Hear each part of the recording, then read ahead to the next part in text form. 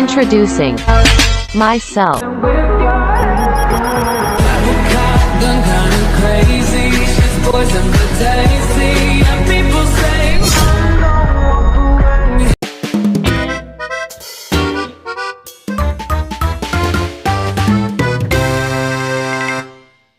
Hai, kali ini aku akan menjelaskan mengenai jobseat manajemen teknik mesin.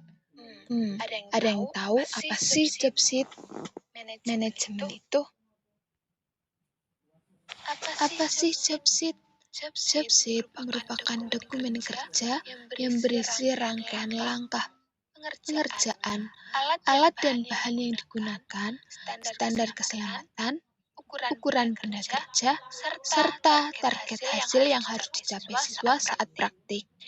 Jadi, jobseat ini dapat dianggap sebagai peta kerja yang menuntut siswa melakukan sebuah proses pemesinan secara sistematis. Selanjutnya, apa saja sih fungsi jobseat? Fungsi jobseat itu sendiri disusun agar peserta didik dapat mengikuti alur kerja secara terstruktur, memahami standar industri, dan meminimalkan kesalahan. Dengan kata lain, jobseat bukan hanya untuk pedoman teknis, tetapi juga alat untuk menilai kompetensi siswa dalam pekerjaan sesuai standar industri manufaktur. Yang pertama itu ada pedoman kerja. Pedoman kerja itu membantu siswa bekerja langkah demi langkah. Yang kedua itu instrumen keselamatan yang berisi SOP dan peringatan K3. Yang ketiga, alat evaluasi, yaitu guru menilai hasil kerja berdasarkan kesesuaian dengan jobseat. Yang keempat yaitu standar kompetensi. Tiap langkah mencerminkan kemampuan yang harus dikuasai siswa. Oke, selanjutnya yaitu konsep manajemen. Manajemen tugas merupakan bagian dari keterampilan belajar strategis yang membantu peserta didik mengatur pekerjaan kompleks secara sistematis dan menjelaskan bahwa tugas kompleks harus dipecah menjadi unit-unit kecil agar dapat dipahami dan dikerjakan dengan baik. Oke, selanjutnya yaitu teknik manajemen tugas proyek. Yang pertama itu ada breakdown tasks, yaitu memecah tugas besar menjadi langkah kecil, yaitu pembelajaran dan pekerjaan akan lebih mudah dilakukan jika dipecah menjadi langkah-langkah pendek yang dapat dievaluasi secara bertahap. Jadi, teknik ini berarti memecah satu proyek besar menjadi beberapa langkah kecil dan terstruktur. Yang kedua itu yaitu prioritasi, yaitu menentukan prioritas tugas. Yaitu teknik ini membantu siswa memahami tugas mana yang harus dikerjakan lebih dulu. Jadi, dalam prioritas menentukan tugas itu penting ya dalam pengerjaannya. Yang ketiga itu time blocking, yaitu pengatur waktu. Time blocking adalah teknik mengalokasikan waktu secara khusus untuk setiap tahap pekerjaan. Ini berguna agar waktu di bengkel tidak terbuang sia-sia. Contohnya misalnya 10 menit untuk persiapan alat, 30 menit untuk turning, 20 menit untuk finishing, 10 menit untuk evaluasi akhir.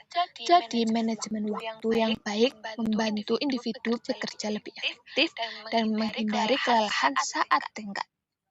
Yang keempat yaitu checklist dan monitoring progress. Checklist dan monitoring progress adalah daftar langkah yang harus dilakukan.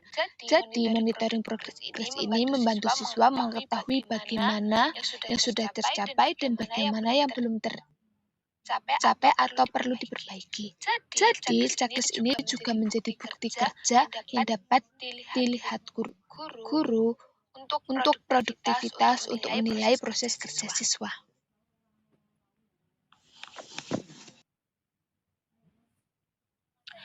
Yang terakhir itu yaitu evaluasi hasil kerja.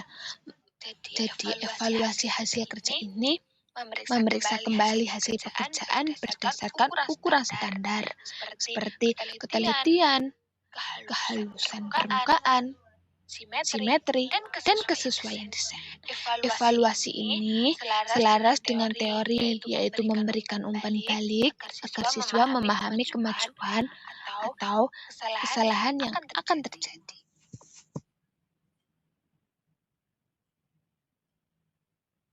Nah, selanjutnya itu contoh format mini job sheet. Jadi, format ini tuh bisa membantu siswa untuk mengorganisasi pekerjaan dengan rapi dan profesional seperti di industri. Nah, ini contohnya seperti kayak isinya itu seperti nama proyek, langkah kerja, alat dan bahan, kendala yang ditemui, catatan perbaikan atau statusnya itu selesai atau belum selesai. Jadi, dalam contoh format mini job sheet ini bisa untuk manajemen waktu yang baik, membantu individu bekerja lebih efektif, dan menghindari kelelahan saat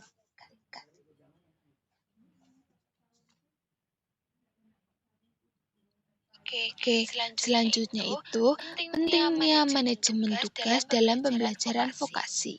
Jadi, pembelajaran bersifat praktik dan meniru dunia kerja industri, penyusunan job sheet, dan kemampuan mengelola pekerjaan adalah bagian dari pendidikan vokasi yang menyiapkan siswa menghadapi lingkungan kerja nyata. Itu seperti manajemen tugas proyek yang memberikan beberapa manfaat penting, terus mengurangi stres karena mengetahui apa yang harus dilakukan. Yang ketiga yaitu menghemat waktu dengan menghindari kesalahan berulang.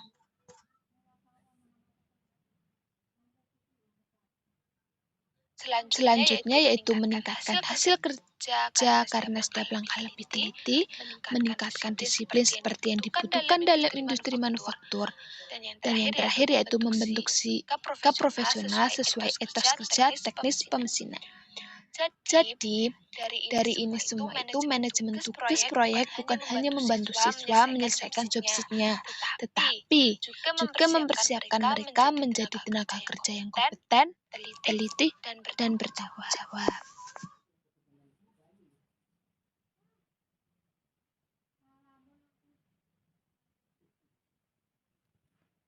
Oke, kesimpulannya. Jadi kesimpulan dari materi hari ini yaitu manajemen tugas proyek membantu siswa bekerja lebih efektif, terstruktur, dan tepat waktu. Dengan prioritas yang jelas dan timeline kerja, penyelesaian job sheet menjadi lebih mudah dan terarah.